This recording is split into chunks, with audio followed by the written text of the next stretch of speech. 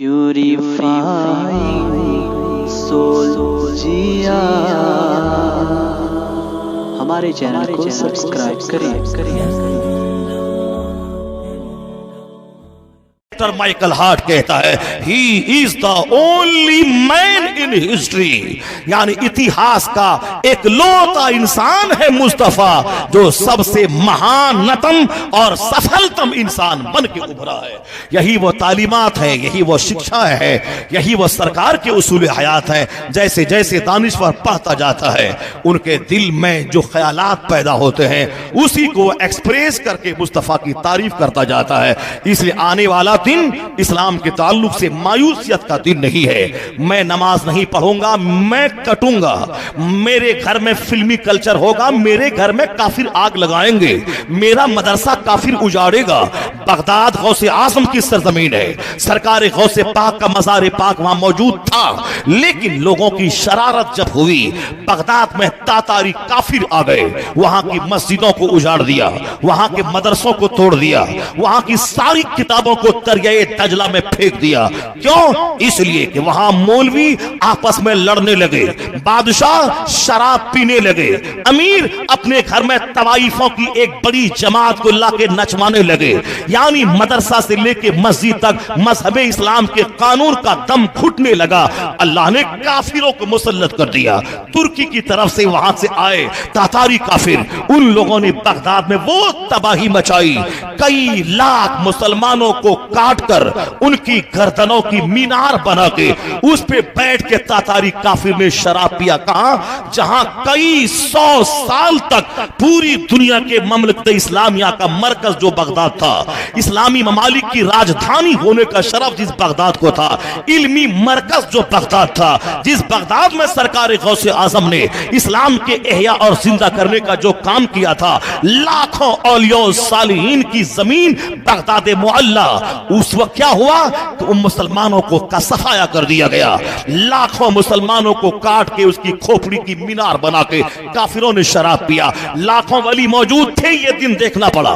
गौसे आजम सारे वलियों के सरदार की कब्र अनवर मौजूद है, ये दिन देखना पड़ा। मस्जिदें टूट गई, मदरसे वीरान हो गए, मुसलमानों के बच्चे यतीम हो गए, सबको काट के पूरे शहर को वीरान कर दिया गया।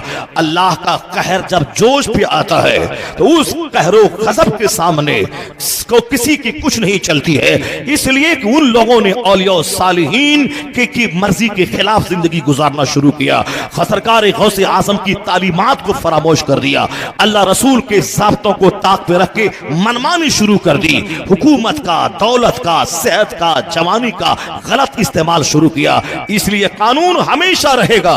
कोई ये ना इतराए कि साहब मैं मुसलमान हूं तो हम पर कुछ ना होगा। नहीं, मुसलमान का कलमा पढ़ने का मतलब है कानूनी तौर पर मुसलमान, कानूनन मुसलमान है। लेकिन सारा कल्चर अगर काफिरों जैसा हो तो शहर उजड़ता है, काफिरों को हौसला मिलता है, वो अटैक करता है। इसलिए जहां भी पूरी दुनिया में जिल्लत और रुसवाई के दिन आ जाए, मुसलमान तन्हाई में जाके अपनी जुर्म का एतराफ करे कि मालिक मेरे बेटों, मेरी बेटियों, मेरी बीवियों, खुद मेरे बिगड़ने की वजह से यह दिन मेरे भाई को देखने पड़ रहे हैं। मैं नमाज नहीं पढ़ता हूं, इसलिए मेरे भाई का चमन जल रहा है। मैं नमाज नहीं पढ़ता हूं, इसीलिए काफिरों को हौसला मिला है। वो मुझको आतंकवादी कहें, वो मुझको दहशतगर्द कहें, वो मुझको मेरा जीना हराम कर दें, मेरे बेनमाजी होने की वजह से, मेरी बेटियों के जिन्स टी शर्ट पहनने की वजह से, हमारे घर में गैर इस्लामी कल्चर के नाफिज होने की वजह से।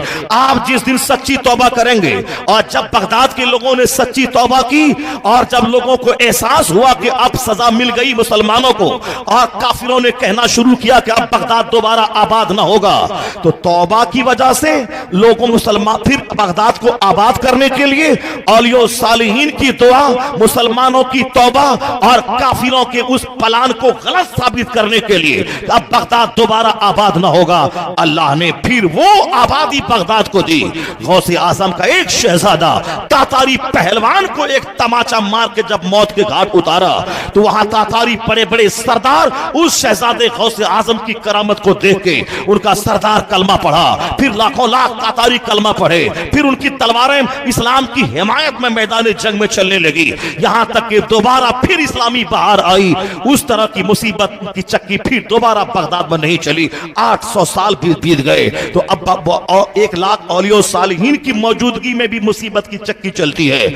इसलिए हिंदुस्तान में भी कई लाख औलिया सालिहीन है, लेकिन आज जो दिन देखने को मिल रहे हैं 1000 साल तक जिनके बाप दादाओं ने यहां शान से हुकूमत की, उनका बेटा मामूली सी नौकरी के लिए काफिरों की चप्पल सीधी कर रहा है, मुशरिकों के दरवाजे पे झाड़ू लगा रहा है, चपरासी की नौकरी के लिए 10-10 लाख रुपए रिश्वत की भीड़ चढ़ा रहा है। इतनी सोच जहां कमजोर हो जाए, दिल इतना छोटा जहां हो जाए, ऐसी पस्त हिम्मती जहां पैदा हो जाए, वहां पैसा तो मिल जाएगा मगर इज्जत की जिंदगी नहीं मिल पाएगी।